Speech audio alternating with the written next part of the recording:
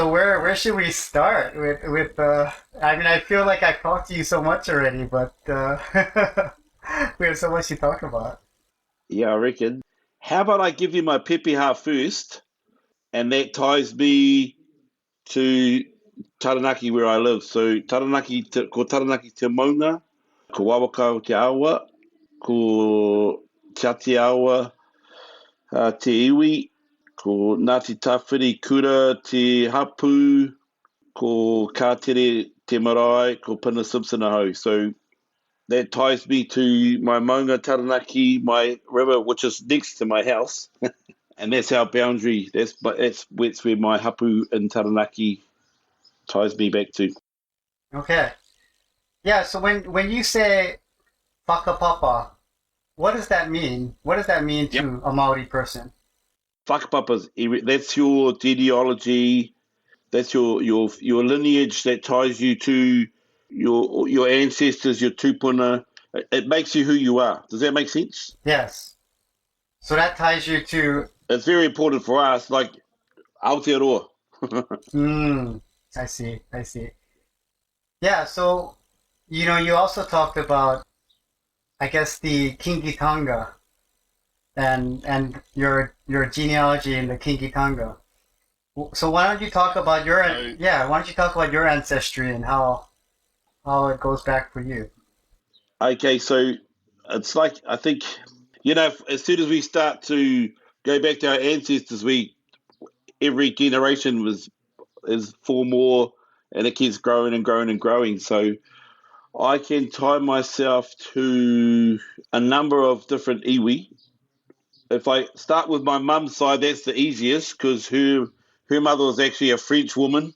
So my grandfather was from Ngāti Kahu, which is a Ngāpuhi tribe, which is way up north. Ngāpuhi is famous for the muskets. They were the first to trade with the whalers, so they had muskets, so they kind of smashed through the country in the early 1800s, and went on the rampage and took slaves and stuff. So her side's easy because her mum was French, so I didn't have to worry about my grandfather on that side. On when I say real dad, I was actually adopted into an actual royal Rarotongan family. So, but my grandmother on that side was actually had the same whakapapa as my real dad, and it goes back to that to the Kingitanga line. So I kind of, without anyone, I think my great grandmother knew, but no one actually knew that they'd put me back into the same family, which happens a lot whether we know it or not. But on that side, on my real dad's side, I whakapapa. My great great grandmother was a daughter of King Tāwhiao, the second Māori king, Wow. and she was actually the product of. Oh wait, her in the tribal wars would admit you'd broke a peace by giving a chief's daughter to the other side, and they'd have a baby, and that would mean the fighting was over. So Tahi, my great great grandmother, was actually a product of a peace pact between Waikato and Taranaki. Wow. I'll say that's one part of that whakapapa, because I could go to the east coast, Ngāti Porou, I could go further down Taranaki. So it's kind of crazy, but my brother's written our lineage back to the waka that came here. Wow. Wow.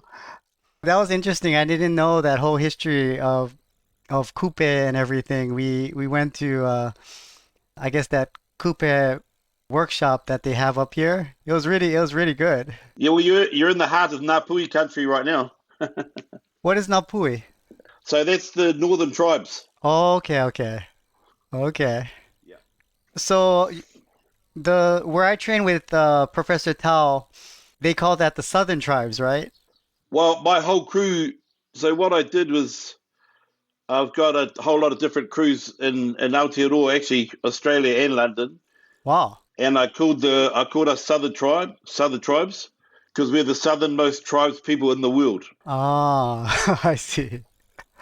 Okay. Yeah, yeah. So that's how we got Southern tribes. Tau is actually from Tūwharetoa, which is that middle where Taupo and where you were there. Mm-hmm. Yeah. Yeah, but our crew, and we're under tsunami, so So how did your family, how did you make your way south, I guess? Because you're all the way down in, you said Taranaki, right? yep. Yeah. Way back in the early 1800s in the musket wars and stuff, there was a lot of obviously battles between Waikato and Taranaki. And as I say, my great great grandmother was part of a peace pact there. So a lot of our people moved away when the British started to invade. They kind of moved away, and there's a famous pa down here called Parihaka that was run by Te Whiti and Tohu, and a lot of people from all around the country were allowed to go to that marae. So he had opened up to everybody. So a lot of families moved away from the different tribal musket wars, from the wars of the Pākehā, and moved down these ways. I see. Well, there's a big history. Yeah. So the other thing that you mentioned when we were emailing each other was your manga. I mean, I don't Yep. I don't think in Hawaii we have a similar, maybe not a quite the similar word, I guess. What does a manga mean, I guess, as like a sacred space for Maori? So our maunga is a mountain. Hmm. So every tribe has their own maunga. That's the first. So that's what identifies the region that we're in. And for us, they're a living ancestor. I just happen to live right underneath it. Yeah. Oh, I see. So every tribe has their own like separate manga. Well, all the Taranaki tribes will all Taranaki is their maunga, right? Where it doesn't matter where they live there because it's the most prominent thing. So and it's a landmark, I guess. So when you would meet other tribes, you would say where you're from, and they would, as soon as you said your maunga, they would kind of know. So where Tau is, Tongariro is the maunga. Oh, okay. Okay. So even the tribes up here though, they have their manga also. Yeah, yeah, yeah. They have different. So mum's side Ngāti Kahu are on the other coast from where you are, and Maunga Taniwha's their maunga. So it might not be a big mountain, but it'll be a really prominent hill. So everybody there knows that's their maunga. I see. Okay, wow. Wow. Yeah, I mean I've learned quite a bit just in the short time that I've been here. Yeah, I Yeah. bet. Yeah, it's been really interesting with everything. And I was a little bit surprised though with I guess kind of the people, When I was in Taupo, I think there's Maori, there are a lot of like Chinese also and a lot of Indian. I was pretty surprised. Yeah, Is that a recent thing or when has that happened? probably over the last maybe I'm gonna say 15 odd years, we've had lots of immigrants from because China has money, so a lot of when National were running the country, they kind of brought them in as business partners, and they sank money into factories and everything else. And the Indians, yeah, they kind of turned up in mass in the last 15 years. Yeah, I was pretty surprised. Auckland and Taupo there's, so many Chinese and Indians. Yeah, it was just Yeah, surprising. yeah.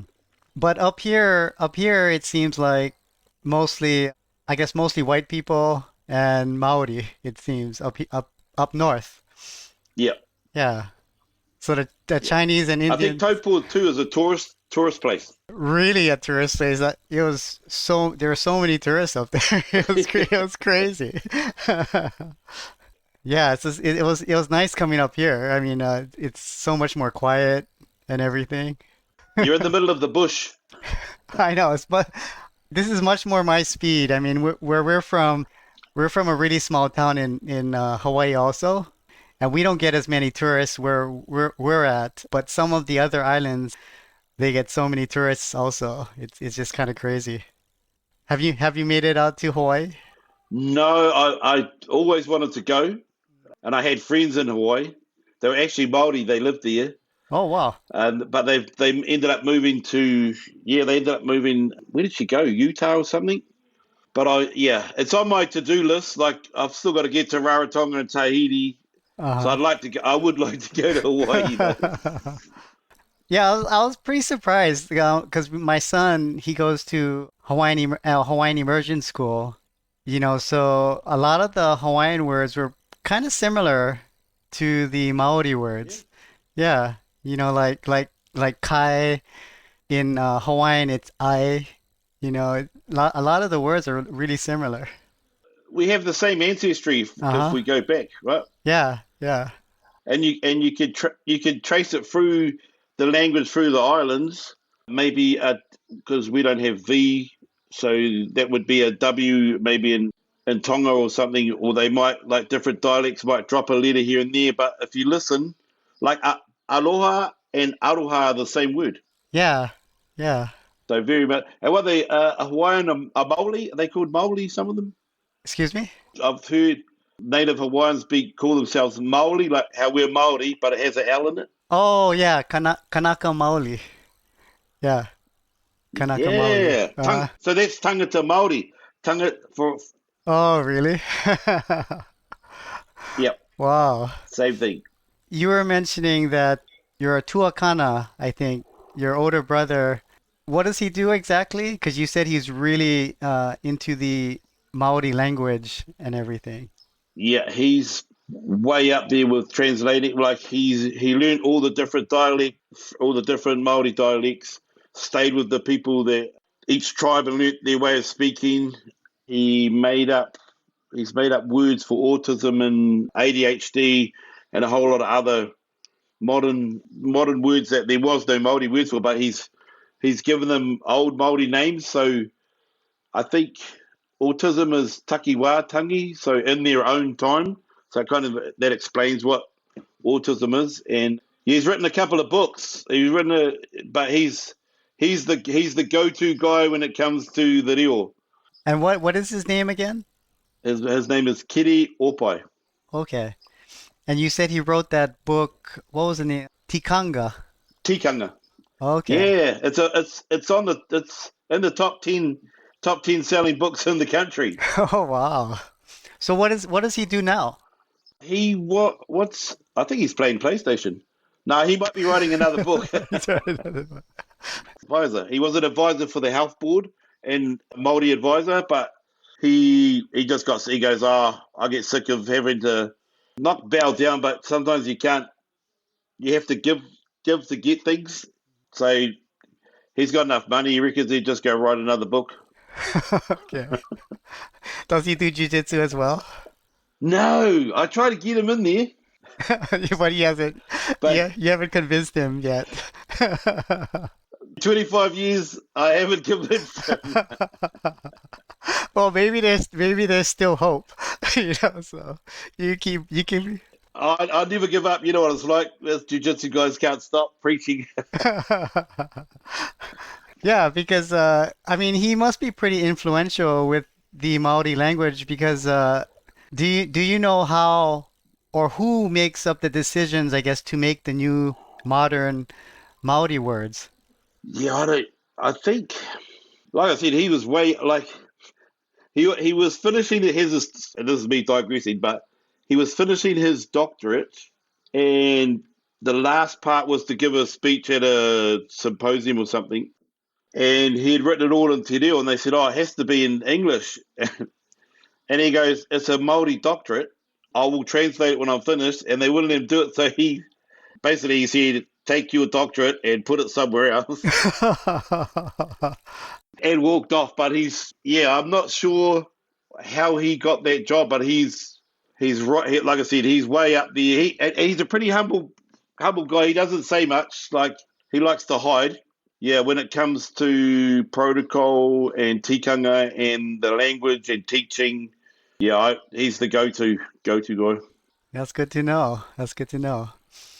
Yeah, because I Yeah. know at the university on the island that we're at, I guess there's like a committee that gets together and then they decide, all the new modern Hawaiian words that are going to be, I guess, introduced. Yeah, Yeah, because you kind of have to do that, I guess. Yeah, yeah. over time.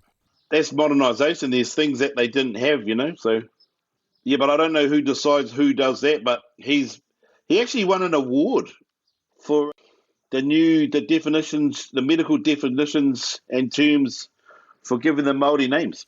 Oh, wow.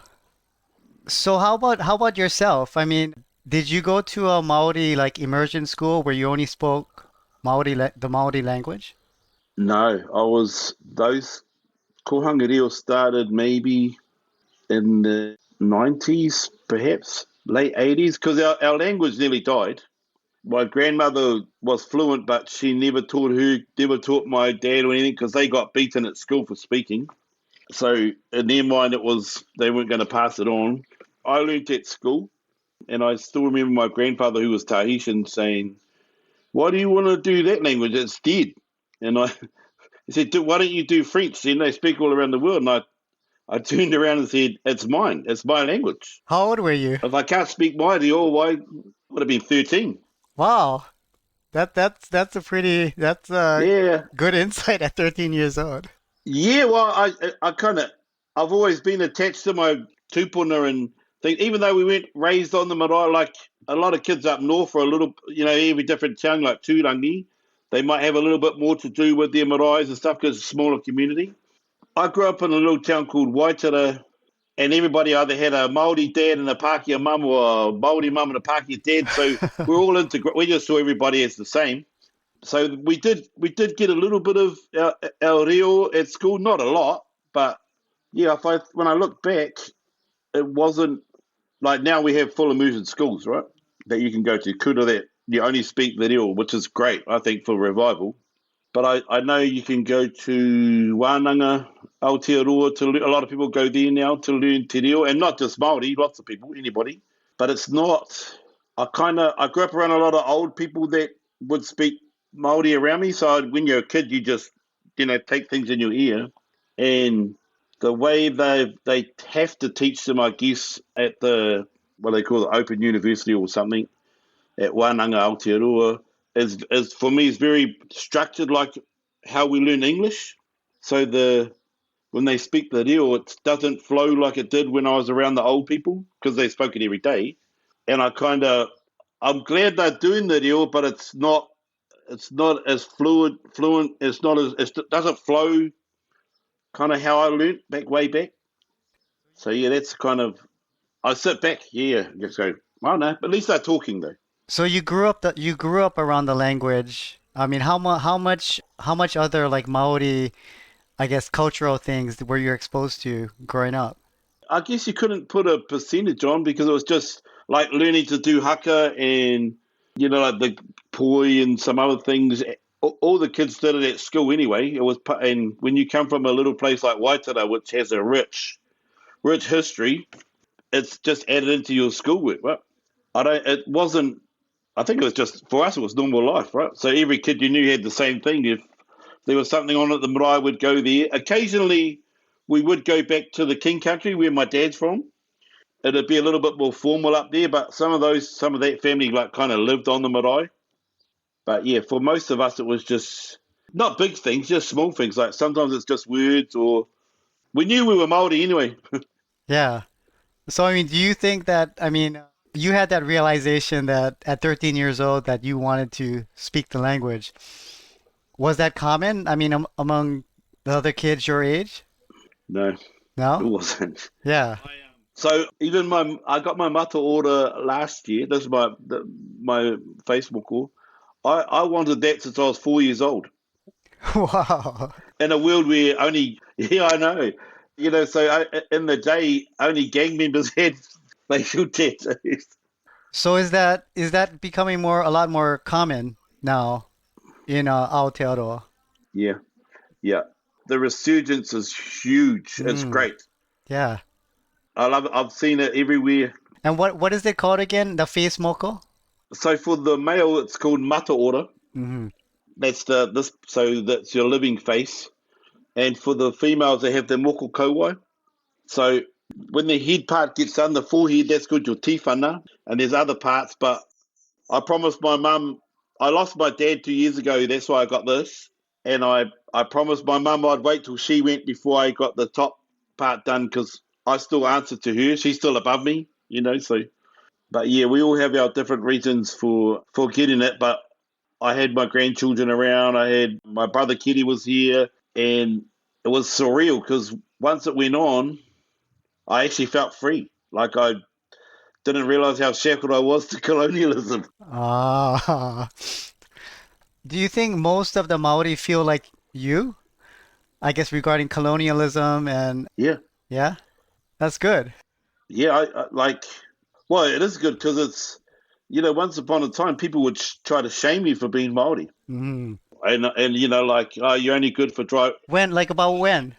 So even when I was growing up, if people would say, "Oh, you lazy Maoris," and you're gonna go because everybody I knew was a hard worker, but I think that's as it came through.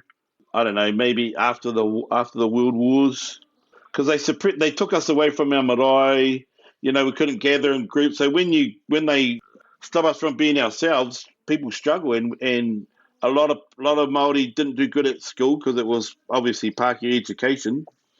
So they just became like labourers. It used to be even when I was a kid, they'd say don't do a Maori job, meaning don't do a bad job, and I used to get upset because everybody I knew was a real like my uncles. If they fixed something, it was fixed perfectly. I don't think you realise. I didn't realise that we kind of grew up with that racism surrounding us because it was every day. It's changing knots now, but there's some of it is not though. It'll pop its head up pretty bad at times. What was that? What were you saying? What did you say?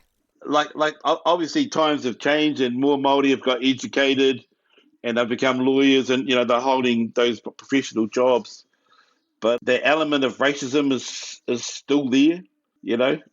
And every now and then it'll get ugly, ugly in the way as I mean like there's some there's some families that have still looked down on Maori instead of embracing it. Hmm. When did you feel that I guess the Maori had your renaissance? Like when did the Maori feel like I guess pride in who they are and how did that come about? I think it's always been there. I just think it was in a way they had to be learn to live in a Pākehā world, and a lot of our people lost their identities or moved to big cities, to chase the money. They don't know their whakapapa, so they don't, so they have no they kind of feel like lost kids, and I think every indigenous people have gone through this at some stage. I know from even when I was little, I've been staunchly Maori, but I was also kind of one of the first, like especially in education, because I did really good at school and I did really good at sports, which is unusual because normally you're good at one or the other. But my grandfather really pushed education, and I kind of started opening doors for the next generation of Māori following me to make their way a bit higher up in school, and then they started to realise we're not just good at playing rugby or rugby league, or you know we can be lawyers or we can be doctors. Hmm. So yeah, I think too. When I was talking about kohanga reo, the language nest. So the preschool, so Māori preschools, I think that coming back in the early 90s, late 80s, that was the beginning of the big change. Because once the language comes back, you have a connection to yourself, don't you? Like our language is everything. Yeah. Yeah, that's what I've learned too on my journey. I think even with the Hawaiian language, it almost died out and there was that renaissance in the 1970s Yeah, and they turned it around, but I'm of Okinawan ancestry also and the Okinawan language is dying as well. There's very few speakers left, so yeah, so that's why I'm glad I get to talk to people like you and see, how people turned it around. Yeah, because it's like you said, once the language goes, it's a big problem. Yeah. yeah. Yeah. Keep learning it. Keep learning your reo, brother. I know. I know. Yeah, I'm still trying to learn. I'm still trying to learn Olelo Hawaii or Hawaiian, the Hawaiian language. It's my son teaches me every when I drive him to school. We're trying to talk Olelo Yeah. Hawaii to each other. So he's like my teacher right now. He's trying to teach me. Good. No, that's good. Let the young ones teach you. Yeah. Yeah, yeah. He's my teacher. You know, in Hawaii we have a phrase called aloha aina, which is like a the connection to the land, you know, and you had mentioned the Aotearoa Kai Gatherers. What do you think and about, I guess, the Maori connection to the land? Oh, we come from it. You know what I mean? Yeah, Like, because you also work with animals. You're saying you had to feed all the animals and everything at your place. so I have 8 acre lot. So I run beefies Hmm. for the freezer, and I've got pigs and dogs and the rest of it. But the beefies are what puts food in the freezer. I'm not so good with the garden. That was my grandfather's specialty. But I do have friends who use the maramataka, the Māori calendar, the lunar calendar, Hmm. and they grow according to that. And their mara amazing. That's your garden. So a mara's your garden, right? Yeah, yeah, and in Hawaiian we say mala. Oh, yeah, Yeah, good. Yeah. it's really similar. Yeah, What about Okinawa? What do they say? I don't know what they say in Okinawa. I'm not even sure. I don't know. I need to learn. I need to learn that. Yeah, man, you do. I know. Yeah. But yeah, the land is important for us, right? Yeah, I think for all indigenous people the I like land is all so indigenous important. people. Yeah. Yeah. There's that connection. So your friend, your black belt from Aotearoa Kai Gatherers, what does he do? I mean, what is you said you said he was a master of the Mara and the sea, so he basically lives off the land. Oh, that's how he lived. Oh, Yep, that's it. He hunts for meat. They go fishing. He has his garden that he changes crops depending on the cycle, the what time of the year it is. So he doesn't eat any processed food. good for him. Just lives off the basic. I remember when he spoke to me about it. He said, "Oh, I've got an idea, and it's going to help the people." And I said, "We need to start eating clean, and we need to get back to the old ways, growing our own food, like working with the cycles, the maramataka cycles, and it'll get us healthy again. Because part of colonization is to take our food away from us, and now food's so processed, Mm, we're all unhealthy." And I said, "Do it." And all of a sudden, he started the page, the Aotearoa Kai Gatherers, and it's gone worldwide. People are on there. They're planting their gardens. They're sharing what they're growing. When they catch fish, when I boil one of the beefies, I share photos of that because people need to know where real meat comes from. It comes from an animal that just got killed, yes. you know. But that's real world, right? But I can assure you those animals are given all the love in the world, and they return it to me and my family by letting us eat. Yeah. What wild animals are out there? Is there deer? Is there pig? I mean, are there pigs, wild deer? Like what's out Yeah, there? there's all of the above. Really? So we've got these wild heaps of wild pork, venison, goats. What else can you hunt? Oh, there's wild cattle, but they're the worst things to run into because they'll kill you. If you run into them in the bush, they'll kill you. And the pigs are pretty bad too. But yeah, most of them were introduced. But you can still go out and we just go out and hunt. If you want venison or pork, you go out there. If you want pork, you better go with some dogs. Yeah. But yeah, it's all there. So we got meat. There's plenty of meat in the land. At your place, you have the cows and do you have sheep or goat also? I used to have goats because my ex-wife worked on a goat farm. They just milked goats, so sometimes she'd bring the goats home, but they were just pets. I don't have sheep. I hate them. They're annoying.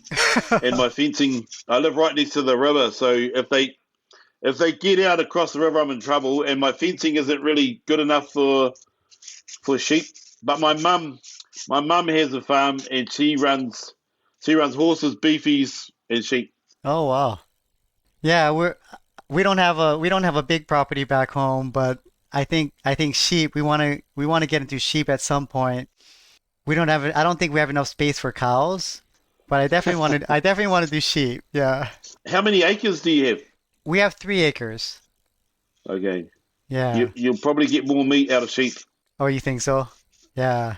Yeah, beefies tend to be you need at least an acre for Mm. each beefy. Mm-hmm. Yeah, so yeah, that's our next goal is just putting up some fences and maybe getting some sheep in there and yeah. I think sheep and chickens, that's our first goal. I've got 25 chickens, 25 chickens. so I get about between a dozen and 20 eggs a day. Oh, wow. Yeah, we had about 10 chickens and I have to give them away though. I get so many. yeah. Our dogs unfortunately massacred all the chickens, so yeah, we need a new plan for the chickens. You need a bigger coop. Yeah. Yeah. The wild pigs, we have a lot of wild pigs also. So we can catch the wild pigs also right outside our property. So that's pretty useful. How do you hunt your pigs over there? What was that? Do you go out with dogs to hunt the pigs or just shoot them? Well, I have like a pig trap like right along our border. So all I do is I bait the trap, and, and a wild pig will walk into the trap, and the door will slam down. So I, I can catch a pig. I can catch a pig like anytime I want, you know. Yeah, so it's really easy. What? That's outrageous. Yeah, yeah. And then I'll shoot the pig, but you know, and butcher the pig after that. But but it's pretty easy. That's better than shopping. Yeah, yeah. But yeah, those pigs can be aggressive. Even shooting the pig when the pig is like trying to charge you and attack you, it's pretty hard. Yeah. Yeah, that yeah. Most of us have dogs, and a lot of the boys will stick the pig, stab the pig. Yeah, a lot of people in Hawaii do that too. Yeah. It can be dangerous. Mm. Yeah, we had a wild pig that we couldn't get out of the property. It was just a small pig, maybe 50 pounds, but it wouldn't leave our property. So finally I had to send my dogs to go try and chase the pig out. And my dogs chased that pig all over the whole property and they finally got the pig out. But yeah, my dog was so exhausted. He collapsed. He couldn't even walk back to the house because he was like so tired. I had to carry him back to the house. Those pigs can run, eh? They're pretty fast. Yeah. And yeah, he got beat up from the pig too. You know, it was only a small pig, but he got pretty beat up from the pig. Yeah. Yeah. Yeah, those the tusks, man, they could do. I've seen a few of them have taken dogs too. Like they've ended up grabbing a dog and taking it away and eating it. Yeah, those pigs can be vicious. Can be vicious. Yeah, so I heard, what are your thoughts about Teariki or Waitangi, the treaty and everything? Because I know there's a lot of controversy now, right, with the treaty. Yep, well, there's a whole, and if you talk to people up north, there was a Declaration of Independence that was signed in 1835 because we needed a flag to be able to sell goods overseas, obviously, to Sydney, and they call it the Confederation of Chiefs, and it was mostly up north, but that declaration had the guns. It was recognised with the cannons, the salute from the ships, and I think the Americans were there. There was a few nations there bought their ships when it was signed, and it was never to be seceded. But we made so much money that they came out with the Treaty of Waitangi, and the English version is not what we signed. So I think it's taken this long to have our people that are lawyers and learned people in law to be able to challenge some of that. So I think at the moment they're trying to undo it, wipe it, but they haven't lived up to the original. So how do you just turn around and go, nah, we don't want to do it now? Yeah, so I mean, because there are a lot of people, right? They're protesting the changes that they want to make. Yeah, I think as the treaty stands, it's good for everybody as a whole, especially if it was kept to how it was originally written. Because for us it was, oh yeah, you fellas can stay and we'll look after ourselves and we'll still help you guys if you need it. That's how my tupuna saw it anyway. And it went from that to being everything taken off us. So I can't see how you can overlook those wrongs. And even with some of there's been settlements, for land, the amount of money that came in compensation worked out at about, I don't know, less than $1 per acre that was stolen. Yeah. So it's not really compensation, is it? But if it gets used correctly, it works. So what are the next steps, do you think? What's going to happen with this whole thing? It'll get, I think it'll get thrown out. It has to get thrown out because like it's actually made more of us united. Not just Māori, like people just just Kiwis in general of us. Like, hang on, you can't turn around and just start changing things. And we all know business is behind politics, so there's got to be something else. Like I don't trust politicians anyway because my people they've tried to exterminate my people at least 3 different times in history. So I really don't care for them, but yeah, there's no way it can pass. There's no way they can change that. Like, there'll be an uprising. That's good. I mean, I'm glad there's so many people, so many Maori that united, against the changes and everything. Yeah. Yeah. Yeah, well, we've only just started getting on our feet again as a Mm, people. yeah. You said there's a lot of non-Maori also that are against the changes, the potential changes in the treaty. In general, how do all the people in Aotearoa get along? The Maori, the all these new Chinese, Pākehā, the Māori and Pākehā, Pakia, yeah. yeah, Pakia. Pakia is white people, right? Is that's the term for Yeah, that's how we grew up, but it actually meant foreigner. oh foreigner? Well, I Okay. don't think we see Chinese as I don't think we see Chinese as Pākehā. So Chinese and like Indian are not Pakia. Yeah, Asians and Indians and Pākehā. So I think, especially if you've grown up here, you've got Māori mates. Like I don't see my Pākehā friends as anything other than than family. Like the ones close to me, and especially in the southern tribes in our jiu-jitsu crew, we kind of cope up a Māori with a lot of things that we do. That family, that's why we're tribal. But like here in my gym, probably 80% of my students are Pākehā. Wow. Yeah, so I guess yeah, maybe we can talk about jujitsu a little bit. So, what are your thoughts about like do you think jujitsu is a good vehicle for I guess the Maori kids or like what are your thoughts about how it fits into I guess the whole Maori mindset? So now you got me. When I first learned about Brazilian Jiu Jitsu, obviously, it was the late 90s, I think. And there was one of Hickson's black belts was living in Auckland, but you could only a few people were learning, right? And one of my friends was one. So in the 2000s, man, you could have probably counted on one hand how many people were doing jiu-jitsu. It wasn't very big, right? But as soon as I started doing it, I saw it as a medium to help my people because we're warrior people. Like, we love to fight.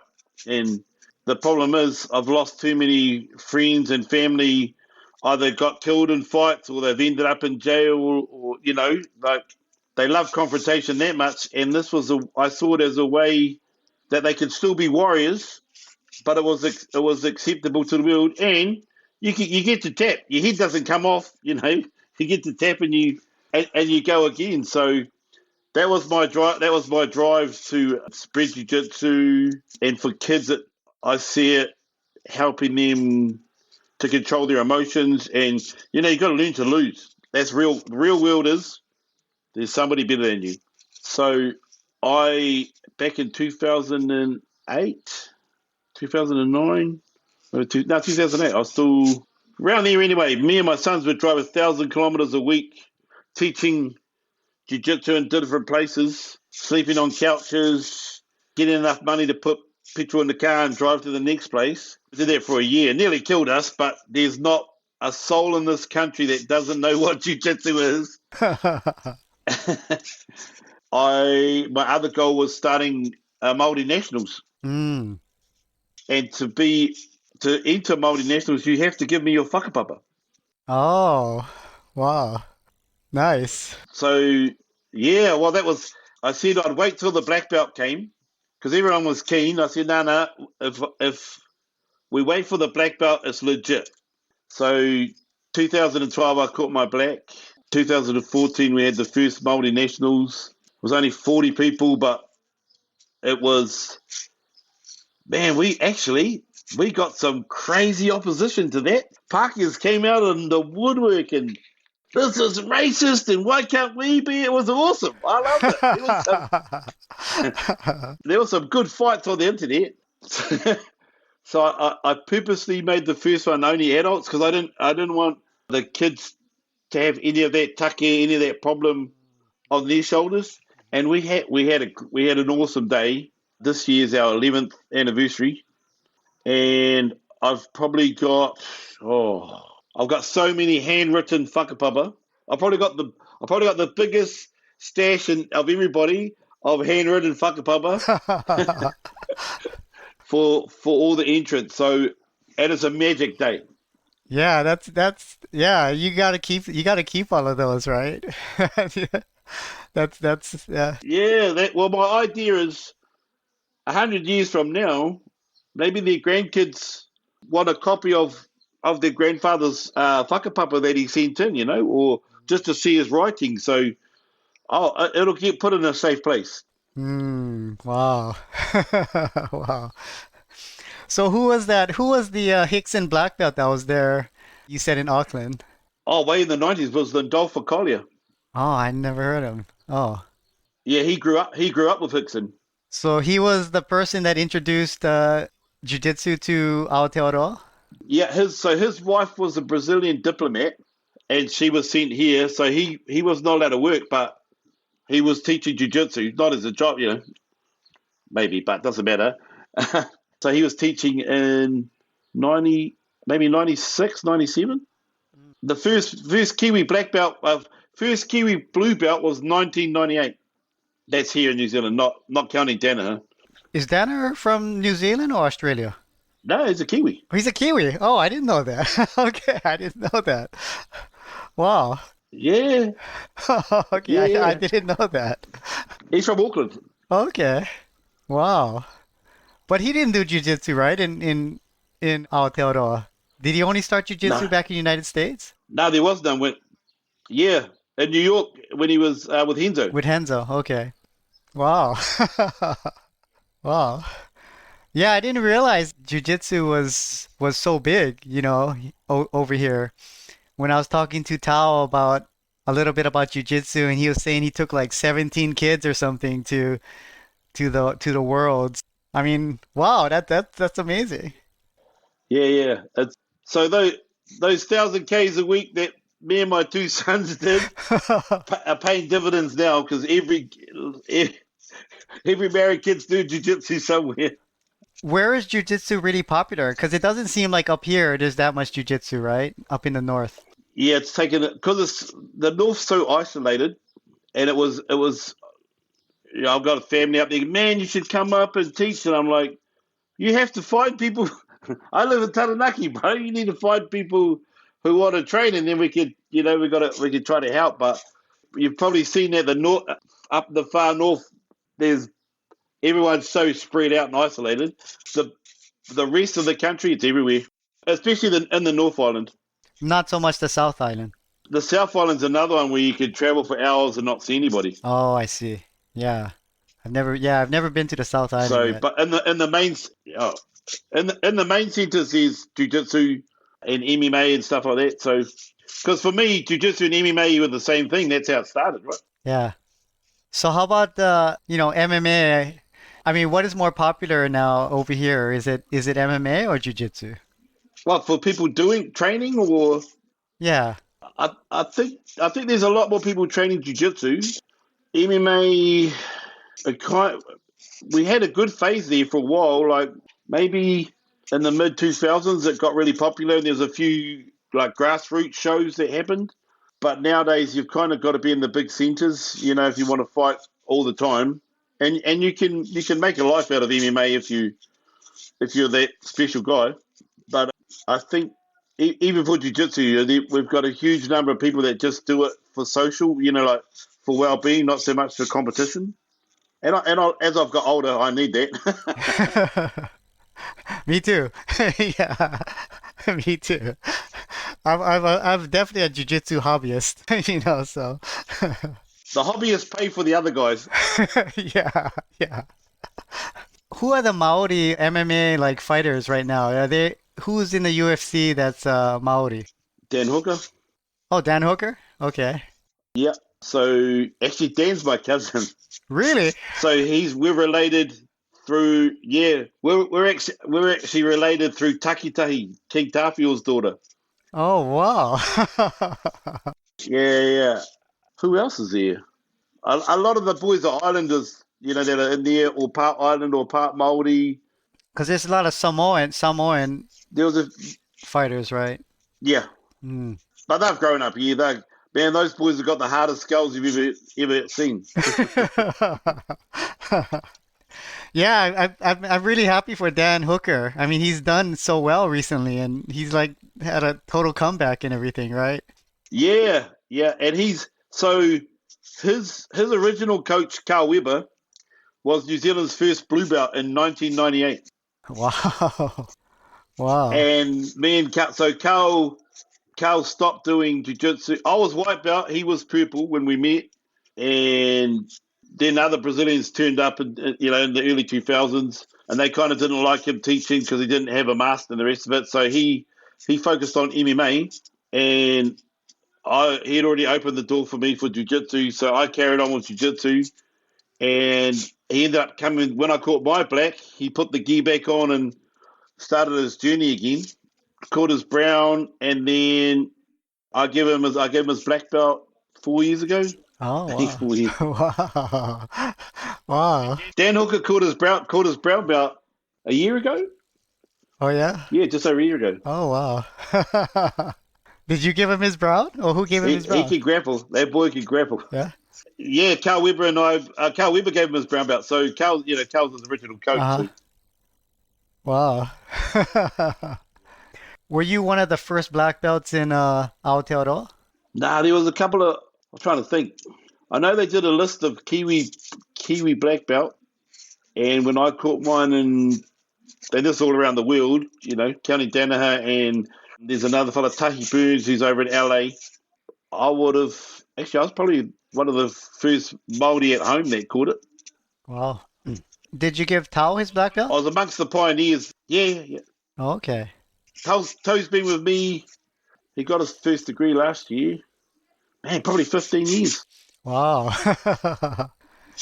Yeah, thank you for introducing me to his team over there. I mean, a really nice bunch of people, Yeah, I really enjoyed just rolling with them. It was fun.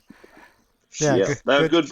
Everybody, everywhere you go, I usually know somebody you can roll with, but if they're in the tribe, you'll be looked after. Yeah, thank you. Yeah, thank you. It was nice. I had a question, just a different question. How did Aotearoa deal with COVID, and how did a lot of the Maori people feel about I guess the vaccinations or the lockdowns? I mean, what was the general like feeling about that whole process? Yeah, that was an interesting time because we're an isolated country anyway, so they could shut the borders down so people weren't coming in. But I was, I won't say anti-vax. There was no way I was going to have it, but I had friends that didn't have it, and I was more pro-choice. But the fact that they were like, if you don't do this, you lose your job.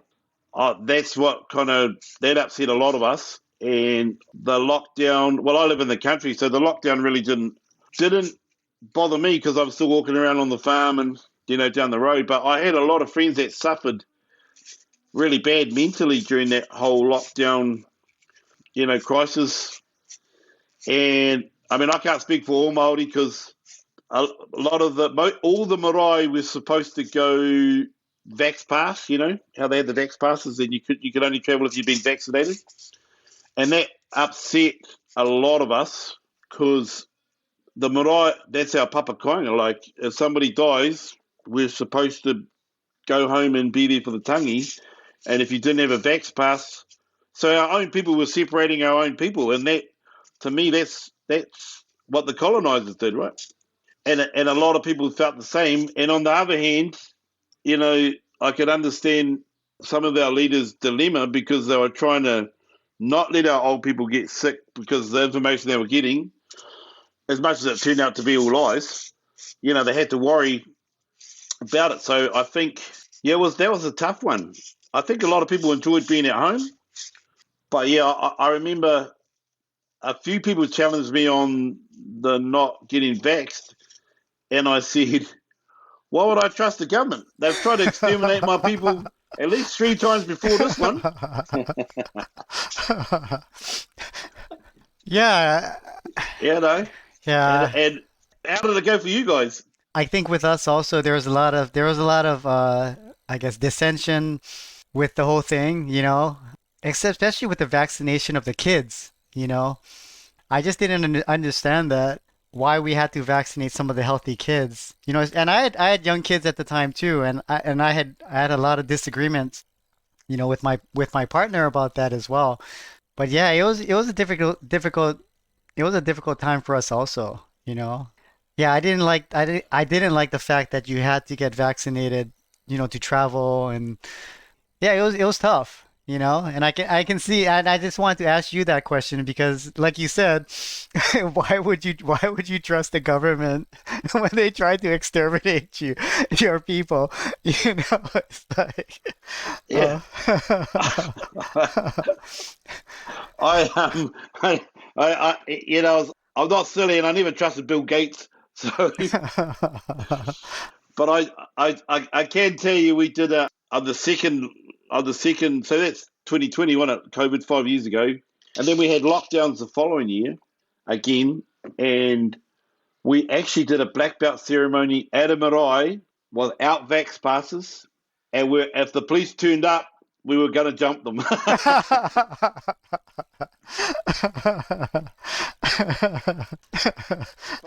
I was even at the gym. I didn't care. I just said to the guys, I don't care what your status is. Mentally and physically, we need this. If you're sick, you should stay home anyway. Like that's just good manners. But I don't care whether you're vaxxed or not. If you want to come and train, come and train. If you want to scan in, I don't care. You don't have to. Nothing's compulsory. We don't put it on social media. We're not and mostly because I had friends that couldn't get out of their houses, and I didn't need them, seeing the boys training and getting upset because some of them contemplated suicide. I know that, So I just said we're doing this for our well-being, and we've got to be mindful of those that can't do it. So come and train, keep your gear clean. If you're sick, stay home. I don't care if you've vax passed or not or vaccinated. Let's be human beings. Yeah. I mean, yeah, I think for so many people, jujitsu is just such an outlet, for mental health and physical health, and yeah, I mean those benefits are yeah, so important, for a lot of us. We have a thing called te whare tapa whā, the four pillars of health. Spiritual, emotional, mental, so your body, your mind, and being with other people. And jiu-jitsu fills all of those for me. So I tell people jiu-jitsu is actually hauora, which is your well-being, all wrapped up in that one thing, because I get to interact, I get physical workout, it's good for my hinengaro, for my mental well-being, all those things. It works out better for me in jiu-jitsu. I've just finished doing a 3-year program with ADHD kids, teaching them jiu-jitsu. Wow. Yeah, and turn their lives around. Yeah. Why did you decide to do that? Actually, there's one of the teachers, or one of the support groups where I live. There's 7 primary schools.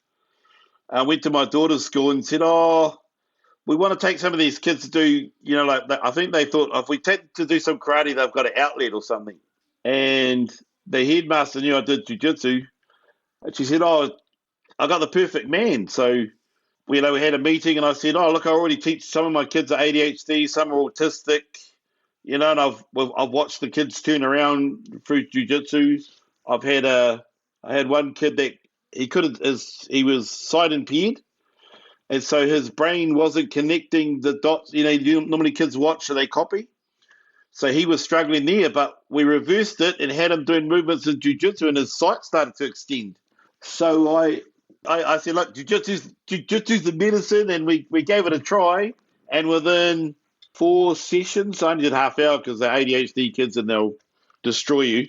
We turned it around, and they became better kids. So we got funding and tried, different age groups, 5-year-olds who are really difficult, some older kids, and a few of those kids, I tried to get them to carry on training outside, but no, it was, we had made some massive inroads, because I'm good friends with Ricardo Laborio. Oh, uh-huh. I sent Lebo the stats of the well-being and stuff, and he was like, "Can I share that with some of these university professors over here?" Because his daughter's blind, so she could do jiu-jitsu.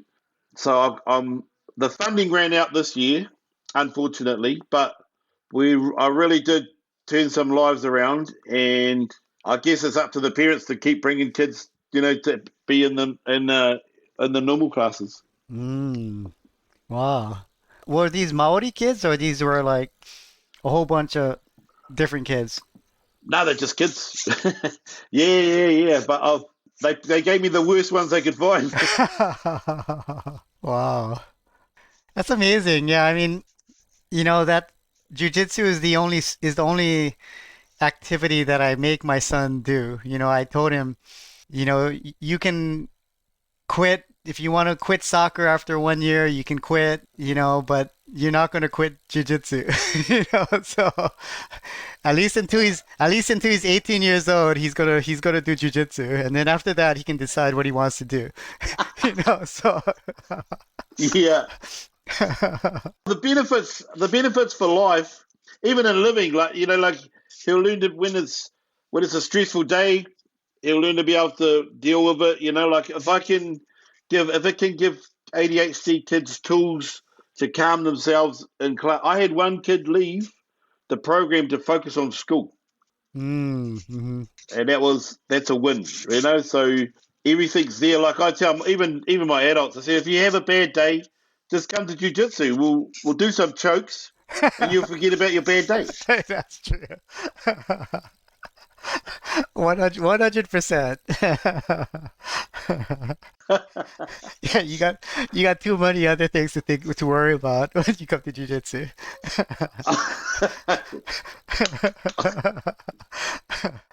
So, I mean, you talk about ADHD, and you said your brother, developed the Maori words for autism and ADHD. Is that something that you're seeing a lot more of now, or like what's going on with that? Because I'm definitely on the spectrum, and a lot of and a lot of my black belts are too. But you wouldn't know it when they're teaching, right? As soon as they're doing jiu-jitsu, that's their calm space, and they're so good at what they do.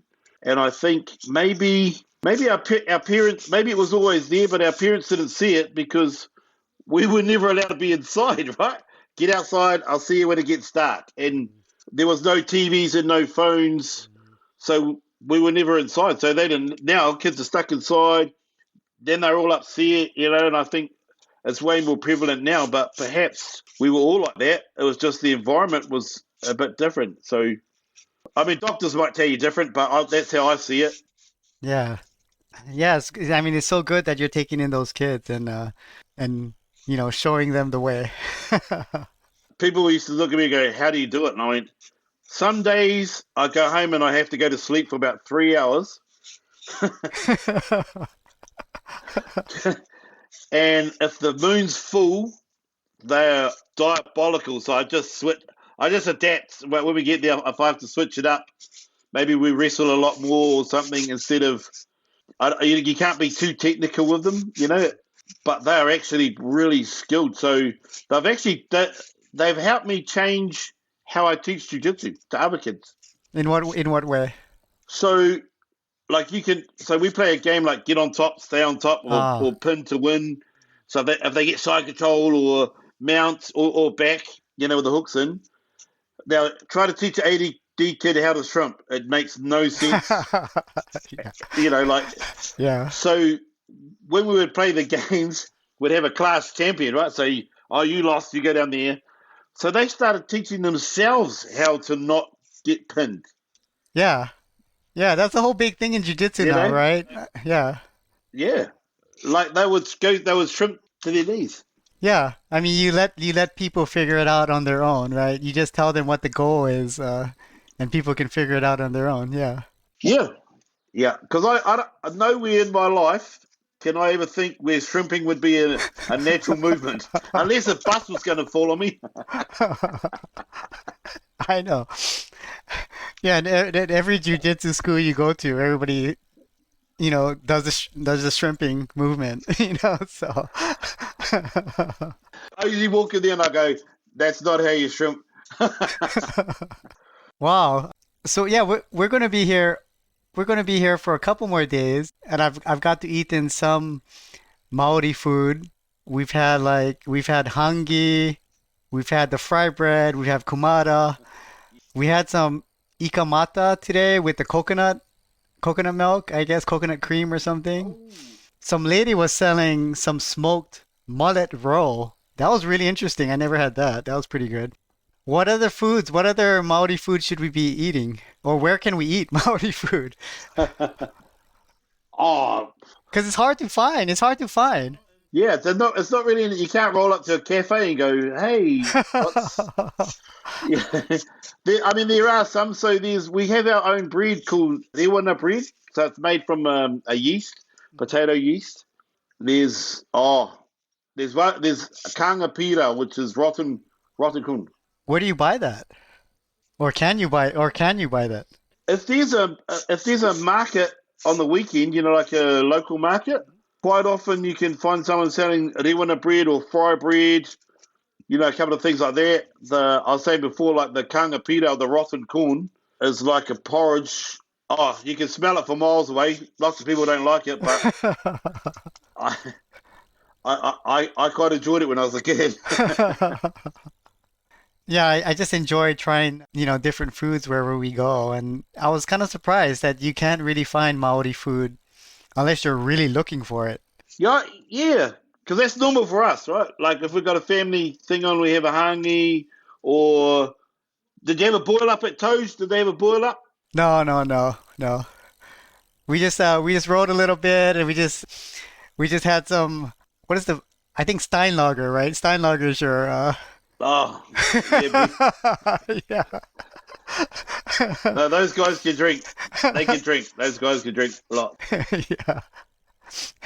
Yeah, but no, no, no boil up, but I enjoyed the Steinlager. So, So, so the boil up is obviously a big old pot with your potatoes, whatever meat. It used to be pork. Used to be, like pork. It could be mutton, some puha or watercress, doughboys. So they make little doughboys, ripa, put it in there. And like my nan used to have it always on her stove. So whenever you'd go there, it could be 4 days old. She just keep adding to it, and you go and get a plate and have a feed. Yeah, that's kind of like beef stew, I think, in Hawaii. You know, people would just have a Yes, pot of beef stew on the stove. Yeah. go and help yourself. Yeah. Yeah, thank you for talking with me. Is there anything else you want to share about Aotearoa or I guess your culture? I like to tell people that my tupuna didn't see colour. They saw people's wairua and their modi, like how you were. So if you saw the world like we did, then we took people in, right? So that's what I mean. I've got a lot of Pākehā friends who are very Māori in their ways, and their wairua, their spirit is very Māori. But I think if we're in tune with our environment, and that's the difference between indigenous people and people that colonize people is we're just part of that. As indigenous people, we're part of that cycle. We look after the land. We don't own it. Like we're there to we're caretakers. Whereas the people that colonize lands see it for profit. What can I get out of that?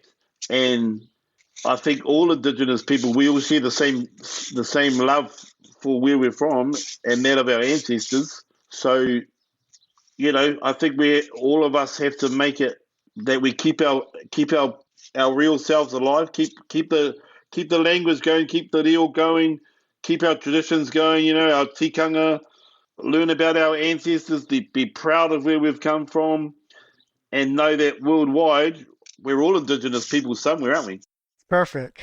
Perfect. Yeah. Maybe my real goal is to have a world indigenous jiu-jitsu championship. Ah, that's your next job. You can put that together.